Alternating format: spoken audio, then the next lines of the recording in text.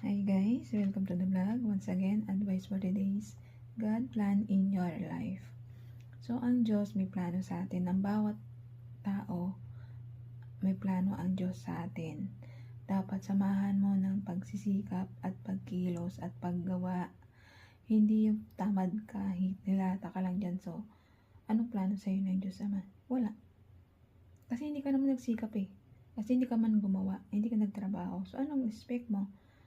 I-plano sa'yo ng Diyos. Kung mayroon pa kang pangarap sa buhay mo, na gusto mong umasenso, yumaman, umangat, pagsikapan mo po yun, hindi po natin pagtamaran. Ang Diyos, kapag nakikita ka niyang nagsisipag ka sa buhay mo, ginagabayan ka niya.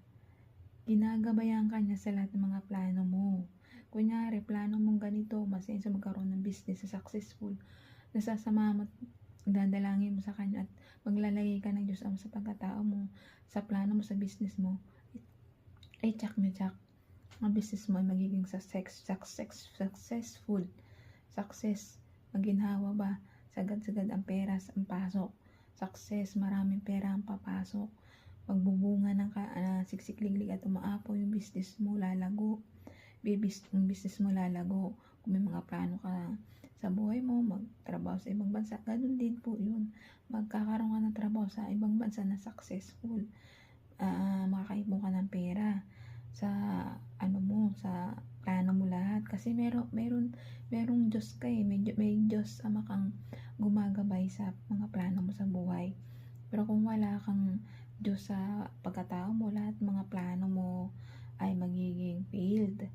Bakit hindi mo sinasama ng pagsisikap mo, tapos wala kang Diyos, nagsisikap nga pero wala kang Diyos Ama sa pagkatao mo, pagiging makasarili lang ng iniisip mo, kumbaga nagkatrabaho ka, nagiging makasarili ka, eh wala rin pong success yun sa buhay mo.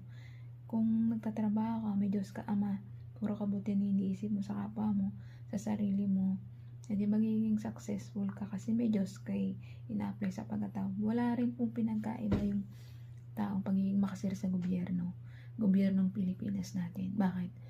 Kasi yung pera ng taong bayan sinasarili nila sa pansarili nilang interes. Hindi nila iniisip yung taong bayan yung nakakarami, ikakabuti ng taong bayan, ng kapwa nila. Ang iniisip lang nila yung sarili nila. O kasi nga, wala silang Diyos sa kanilang pagkatao. Nagiging makasarili sila. So, ano nangyayari? Nagiging failed. Nagiging mahirap yung bansa natin. Nagiging mahirap na yung Pilipino. Mahirap na nga tayo. Mahal na ang bilihin.